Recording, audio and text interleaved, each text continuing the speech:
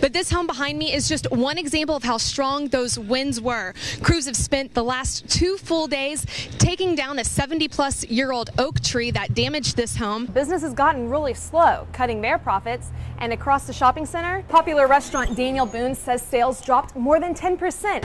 And one thing all of these break-ins have in common are rocks. These rocks were used to shatter the glass at XLN behind me here. Police say that was the same for every break-in here along Fifth Street. Roughly 2,500 Chapel Hill students rely on buses like this one each day. And while the body style hasn't changed much since 1977, the safety features have. Send their crime reports to the Texas Department of Public Safety in Austin. From there, those numbers are sent to Washington, D.C. to the FBI, and Sowell says those numbers simply got lost in translation. The accident happened just after 2 when a green GMC Envoy left from Marshall and was headed westbound right here on I-20. Now, when they hit this spot, for some reason, still undetermined, that truck ran off the road, hit this Tank Farm Road sign, rolled down the hill, landed right here on the access road. That adds up to more than 126,000 city dollars, but the city says those numbers can be wiped away for safer roads. The price for regular unleaded averaged $3.84 a gallon. Tonight it's down to $3.49 at this station in Tyler, and that's a 35-cent difference. Multiply that by the average 12-gallon tank, and you're saving $4.20. And well, for me, those savings add up to a latte. 10 minutes. That's all the time it took for the jury to agree on Masters' sentence of life in prison and a $10,000 fine. Now, throughout this whole trial, Masters has shown no emotion, and that continued again today as final testimonies were given and the jury decided his fate. Says his punishment at years confinement in the Texas Department of Criminal Justice Institutional Division. Before sentencing Shamsa Masters, the jury heard one more time from 2 people affected most by a 13-year murder mystery. Overwhelmed with sadness, loneliness, hurt and pain. My nights have been sleepless. My days have been dark. During the sentencing phase, the state showed evidence of Masters' past convictions: 4 misdemeanors, 1 felony, and a federal conviction for bank robbery. Prosecutors told the jury all of those charges show the type of person Masters is and explains why he deserves a life sentence for murder. This man dumped him in the woods and left him there for the animals. That's what gets you to life. This is a murder trial. This has nothing to do with this. The defense argued the jury should take into account, again, the missing physical evidence in the case when deciding a sentence. Whether or not the punishment you assess in this case is suitable for the information that you heard from this witness stand. But before leaving to decide Masters' fate, the state addressed the jury one last time, hoping for full punishment. He is scared, and he will continue to hurt people.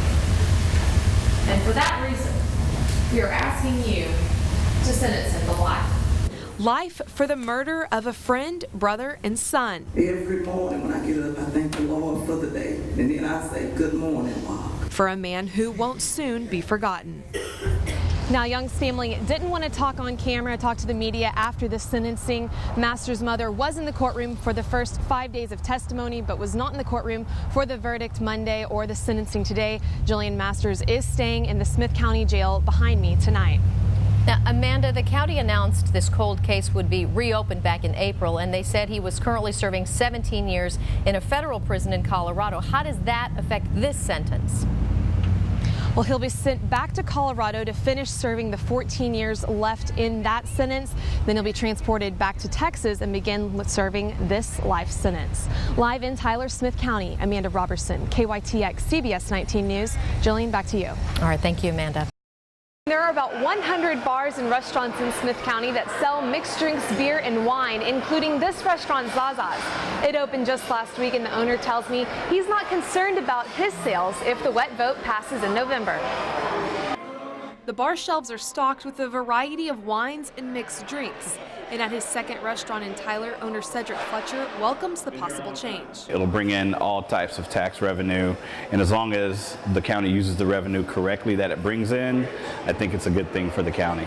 Fletcher says people who choose to drink at restaurants do it for the social experience. If it comes to pass, we'll have better purchasing power as a region. That's power, he says, could give customers more beverage options.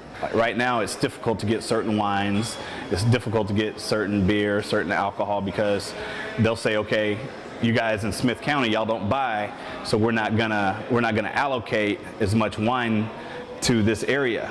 But restaurants aren't the only place people can go to get a beverage. Stores surrounding Smith County and even some in the county, like AJ's Place here in Troop, sell beer and wine, but they also sell something else, liquor. And it's this combo purchase the owner says will keep people coming back out of convenience. Why would they want to make two separate stops? Stores are allowed to sell alcohol in some Smith County precincts. This proposal would include Precinct 2. AJ's Place owner Albert Johnson isn't thrilled by the idea of new competition, but he isn't getting involved in the politics. Will not be a part of the opposition. It's not up to me to tell them no. It's their choice. They have to make it, not me. About 30% of Johnson's sales come from people who drive in from Tyler, and says if the vote passes, he's ready to fight to keep his customers. My prices are already extremely competitive. But if I need to, yes, I do have room to be more competitive. It's not all about just the alcohol itself. It's about the experience, the dining experience, and the social experience. Two Smith County businesses not afraid of possible change come November. And restaurants like Zaza's are about to get a true feel for what their sales may look like if that vote passes. East Texas economist Ray Perryman is starting a study next month to see the impact of beer and wine sales on both restaurants and the city's sales tax. Justin, he'll present his results to the Chamber of Commerce early September.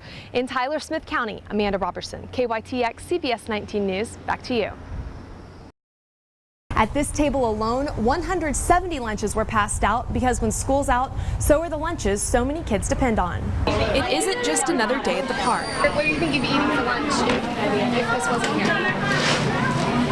I don't know. Destiny Williams has wrapped up the end of her elementary school career, but says how she's spending her time this summer is nothing new. A couple of my friends, they told me about it, and last year I just came and I had fun, so I decided to come back this year. You want lunch?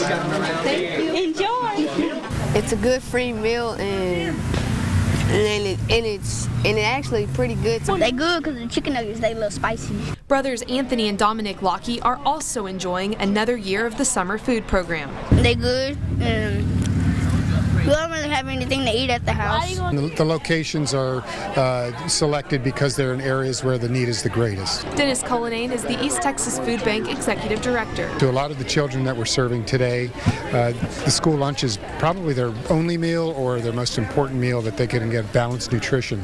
And in just 15 minutes, more than 150 kids have come through this line to pick up a meal. Today's lunch, chicken nuggets, corn, chocolate milk, and orange juice. And they won't see this meal again for another 4 weeks. It's always changing so that they don't get bored. The food bank plans to serve more than 175,000 meals this summer. We're going to feed a lot more kids this year. Last year, we've got 10 more sites than we had last year. Food for the body and brain.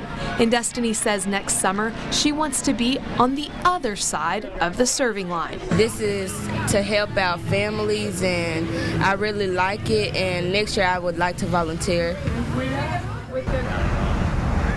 And not only did the summer food program kick off today, so did the city's summer playground program. 5 new playgrounds were added to 5 Tyler parks, including this one at City Park. And Justin, this slide gets an A+ in my book. Justin? Looks like you had some fun with that. That's fantastic. Amanda, these lunches are being served at 56 sites across East Texas. But when can families and kids take advantage of the free meals? Well, Justin, most sites will serve lunch Monday through Friday, some even breakfast. Any kid 18 or younger is invited. They can get in on the free meal. All they have to do is show up. Live from the slide at City Park in Tyler, Smith County, Amanda Roberson, KYTX CBS 19 News. Justin and Amy, I'm off to find those 4 other slides and see which one's the fastest, so I'll let y'all get back to the news. Back to you. All right, thank you. We want to ride the slide.